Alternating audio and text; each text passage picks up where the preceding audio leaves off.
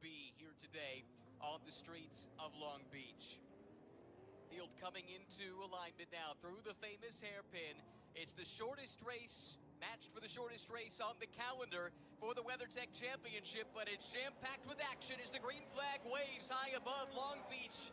And it is leading the field down to turn number one. Nick Yellowly, the Acura for Meyer-Shank Racing, with a host of GTP cars coming in line behind. Three wide further back in the pack, and contact front to rear. One of the Porsches into the back of the Action Express car. That's Jack Aitken. Both cars able to continue on now through the fountain for the first time.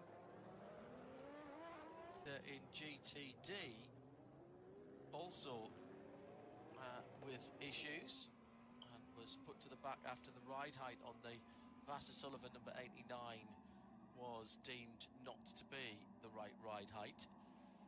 The team just an hour or so, a couple of hours ago actually, putting out a statement that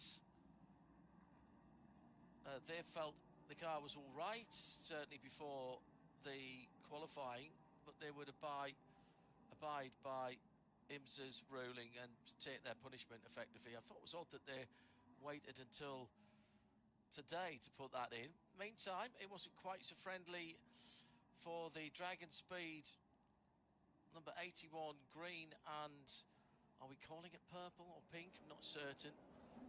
Gets backed into the tyres at turn number 7, and we've only had a minute and a half, couple of minutes, and we have our first full course yellow. Now, pits will not open here.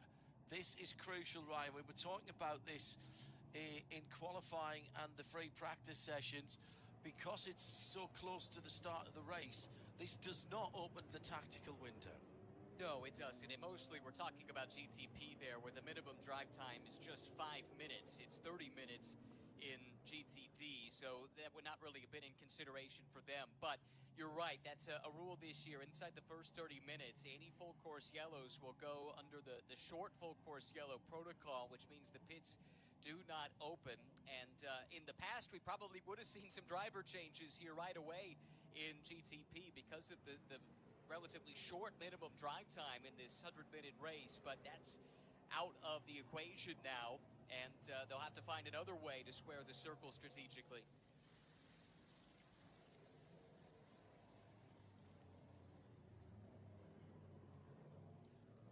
So the Acura safety car has headed out onto the track,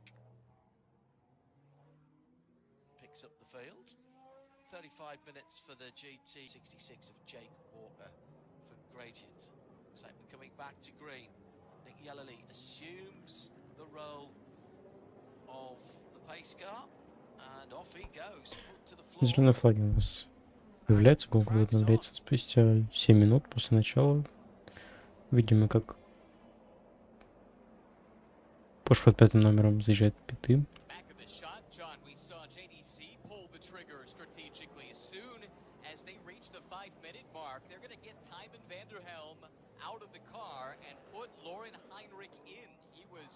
Drafted in, remember, he'd been at the factory team. Each of the first was at fault, or whatever the problem was with that car earlier has clearly not been fixed. Still a slow-moving car, and the field is blitzing by at high speed. Так, докатиться бы нужно Дэнни Формулу, чтобы никого не задеть. Вот видим, как 13-й корвет решает 93-й Акуре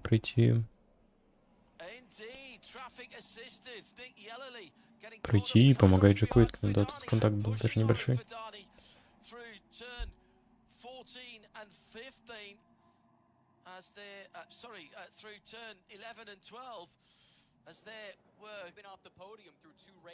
Так и заходит у нас Кевин Эстерн на стоп. Посмотрим, как он починит его поломку.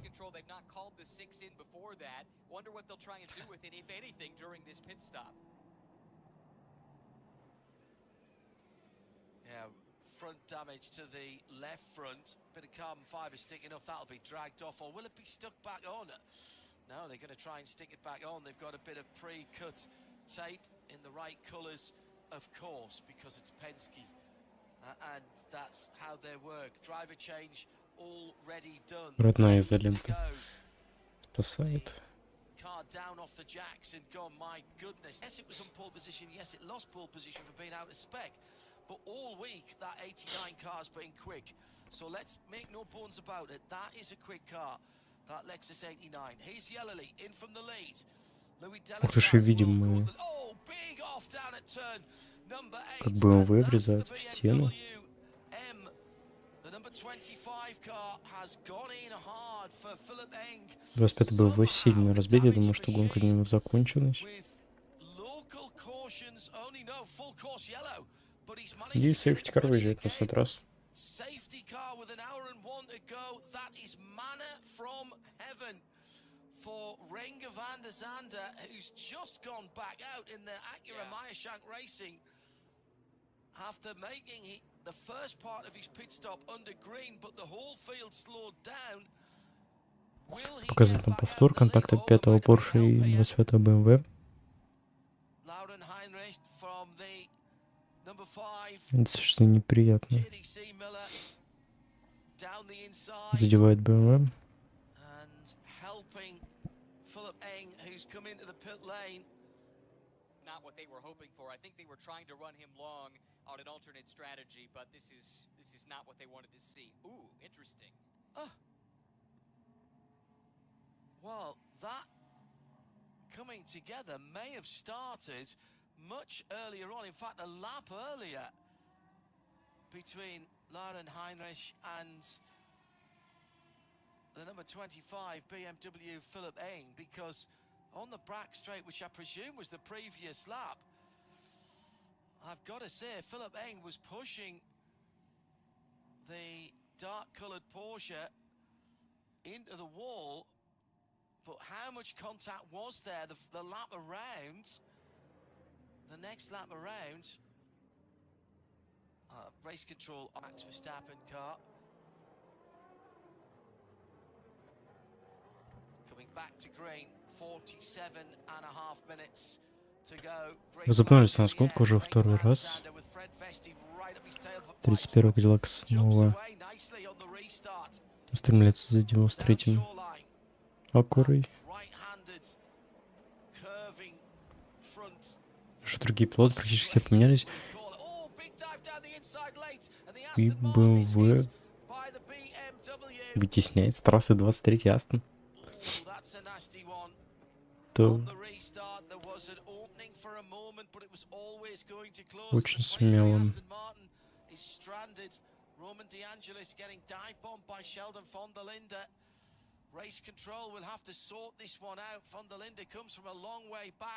Небольшой контакт был, чуть-чуть обломков разлетелось, ничего критичного.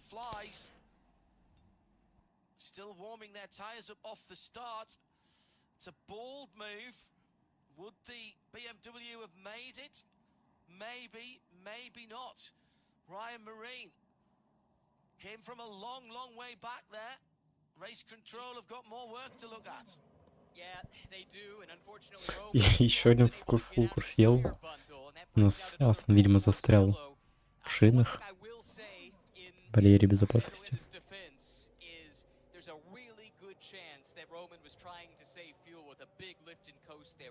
Ну,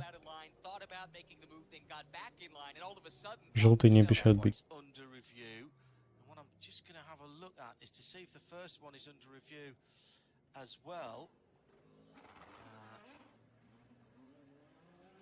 Ну и возвращаясь на трассу, у нас 23-й Астон Мартин. Думаю, даже сможет продолжать гонку.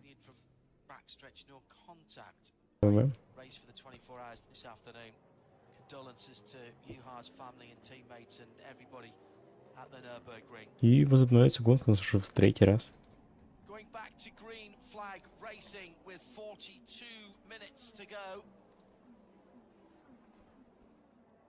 And it's a good restart from Renger van der Zande. He's not going to get dive bombed by anybody. Goes through turn one, takes a little bit of the curb. Much more curb taken by Fred Festi in second place. He's under pressure now. Видимо, как под шумок два Porsche уже подобрались на 3-ю и 4-ю позицию соответственно.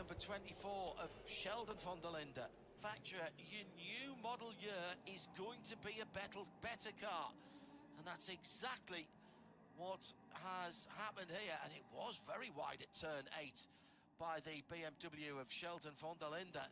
He had to go to the wall. Now, I have no problem with that. He went to the wall really early and defended because he knew he was in trouble. And there's the Dex Imaging Cadillac is in the wall. Так, очередной full курс yellow у нас.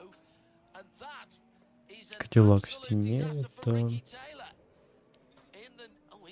Подсказывает нам, что это Рики Тейлор.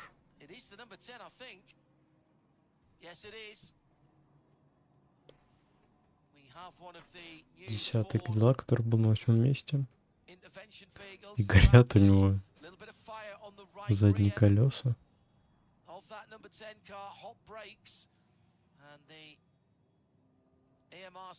Горят у него тормоза, что не очень хорошо, конечно.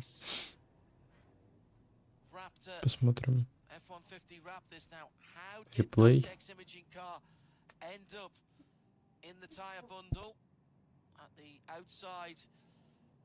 Of turn number 6. Oh dear me. Did he just clip the curb as he came through? That was very bizarre, Ryan. I'm not sure that I saw Ricky do very much wrong there.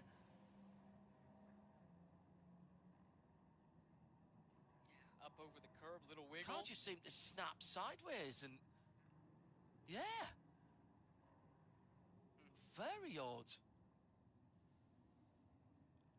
It was much further off the curb than I initially thought it would be.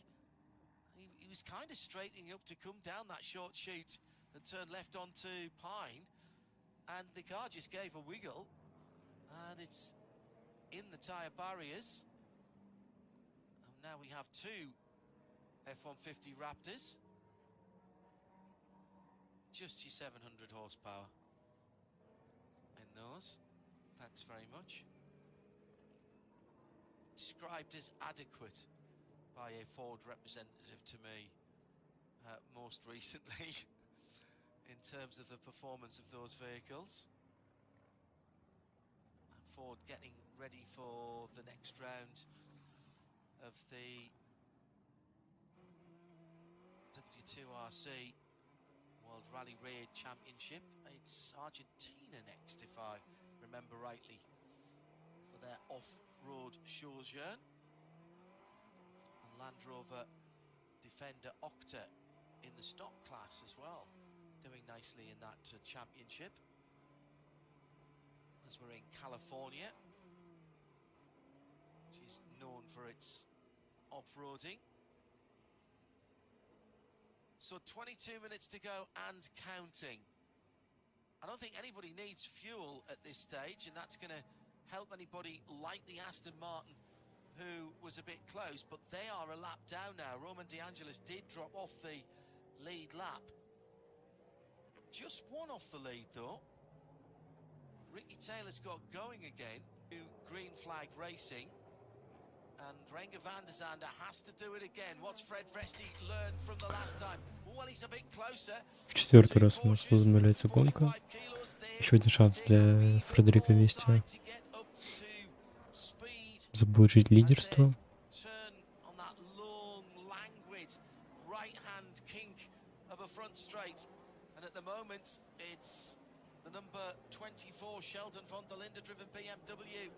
Who perhaps is the most likely to make them under 10 minutes now. Really, anything could still happen. And in GT, oh my goodness me, Roxy, I think just losing a position there, the number 177. Vassar Sullivan Racing right up behind them. DXDT Racing, Mason Filippi, and in the wall. Oh, I mentioned gradient, I really shouldn't have. I'm really sorry, guys. Corey Lewis has had contact, and all of the front aerodynamics and bumper and the front clip is hanging off the left-hand side of the car. And it's a full course yellow with 8 3/4 minutes to go. Well, that's not how a Ford Mustang is meant to look. Corey is driven straight on at turn 1. I presume what he'll do is take the shortcut and get out of the way. That is a real disappointment for the whole team at Gradient, who would work their way quietly, gently into a good position. So that moves everyone up. It's still Thielitz leading in GT from Robbie Fawley, Albert Costa still on third step of the podium as it stands at the moment. Then Caldarelli for Faf, Inception. Fred Scharndorf is the best of the Bronze Cup driving teams. Then Mason Filippi in the top 6. And at the front of the field, now what happened? Oh dear, coming out a turn, the final turn, the hairpin, we had 3 cars wide, and somehow Corey Lewis got the worst of it, and I'm not entirely sure how, if I'm honest there. Did he catch the end of the Motul barriers as he came out of the hairpin? Upshot of it is, we've neutralised the race again, Ryan. Good news or bad news for Renger van der Zande? He built up a bit of a gap. He's going to have to do it again, as it's been a super quick safety car. The EMR safety team using the full power and torque of the F-150 Raptors. Oh, yeah. It was the Temerario who went down the inside at the final corner and then made the escape. I hadn't seen the initial contact, which worked the front end loose. That was at the apex of turn 16. Going back to green, Ryan. Here they come to the green flag. And Renger van der Zande across the line, trying to hang on for 6.5 more minutes. What a win it would be, trying to deliver Acura a win in the Acura Grand Prix of Long Beach. Decent restart again from van der Zande, Vesti, Vanto. Sorry, go ahead. Oh, just was picking up there thinking this was closing in there through the fountain, but it looks like van der Zande was able to get a decent launch out, and now he's got that big... Just lost the lead lap. Ricky Taylor and Philip Eng both been in the wars today and both off 3 laps down. It's Aaron Thielitz who leads for Vasser Sullivan in the Lexus in GTD by 5 seconds now on Robbie Fawley. He's got pretty much a full second on Albert Costa. He's got a couple of seconds on Fred Scharndorf. And then it is Mason Filippi in 5th, Frankie Montecalvo recovering to 6th position, as the 2 Porsches are pretty close going through the final hairpin. Felipe Fraga and the Aston Martin number 19, Valentin Asglo, behind the wheel. That's your top 8 in GTD and the full field in GTP in our final VP in race update. 2 laps to go, says Race Control. Your BDO No Strategy nomination for GTP first, please, Ryan. JDC, the strategy they pulled right away, put them in this position. They vaulted their way up from the back of the field to right in the middle of the pack, fringe of a top 5. I think that was really, really clever. I like what they did today. Yeah, and they did it really early. Oh, leaders just run over a little bit of debris there on the run down Pine towards turn 8. GTD, a little bit harder, perhaps. Turner have played their cards pretty cannily. My vote will go to the 34 team of Conquest and the Ferrari. And it's tight for me, though, because I thought Gradient had done a good job. They're out the race, but that wasn't their fault. I don't know whether I can still give it to them for that as we go on to the final lap. What do you think, GTD? I think they're deserving as anybody. I think Faf was worthy of consideration for their quickness on their feet, trying to capitalize on the penalty and when it came. But yeah, I would be fine with Turner. I'd be fine with Conquest. I'd be fine with Grady, and I'll give you the final call.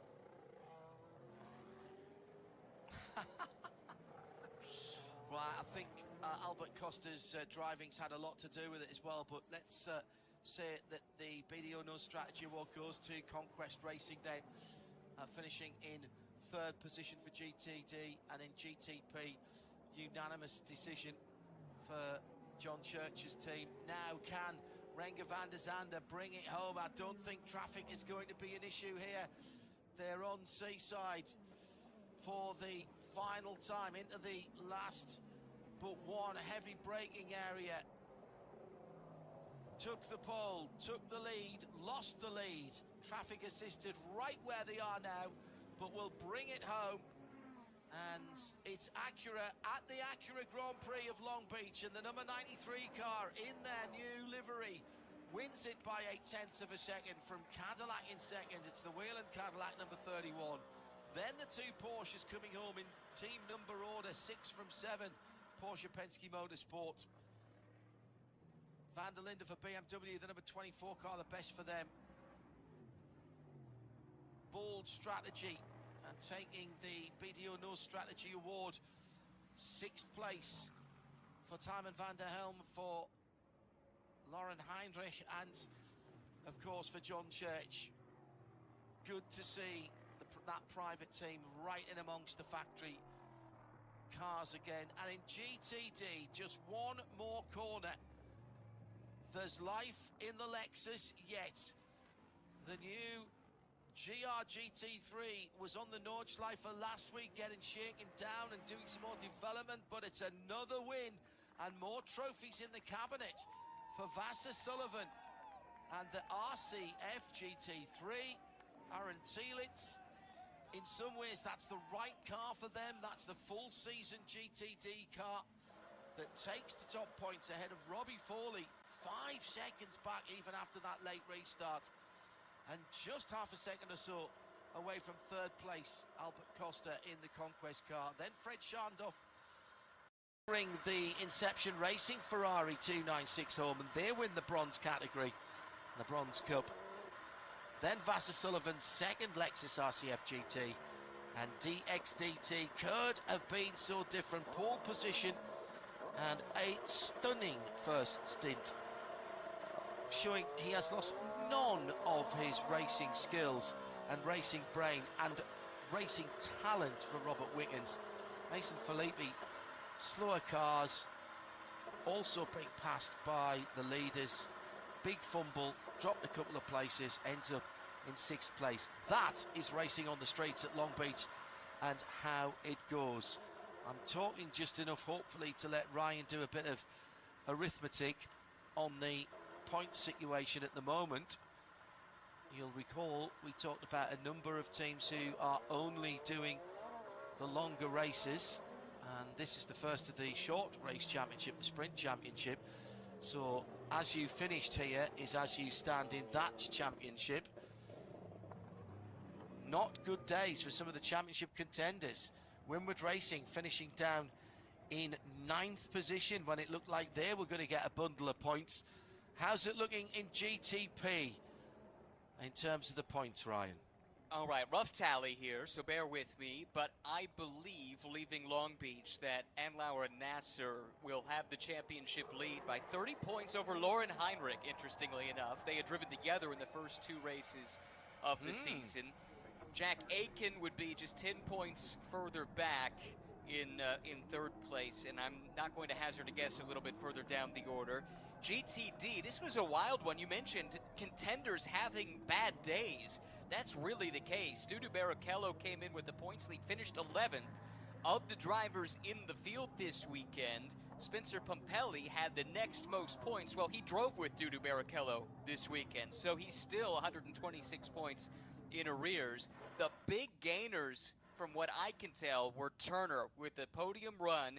They should just be 40 points out of the championship lead, leaving Long Beach. This is pending post-race technical inspection, and also pending my rough math being correct. But assuming I got my sums right, that's the way it's looking here. But I should also mention that the 13 Autosport car that came in pretty well placed in the points. They also had a tough day, only finished 12th, and you mentioned Windward. They only finished in 9th place, so a missed opportunity for those two teams to make up some ground when Heart of Racing had a difficult day today. Thanks to Anthony Florio reminding me, fitting that the Vassar-Sullivan car wins on the streets of Long Beach on the 30-year anniversary of Jimmy Vassar's victory in the Target IndyCar. Marvellous stuff. So down in Victory Circle, the orange-blue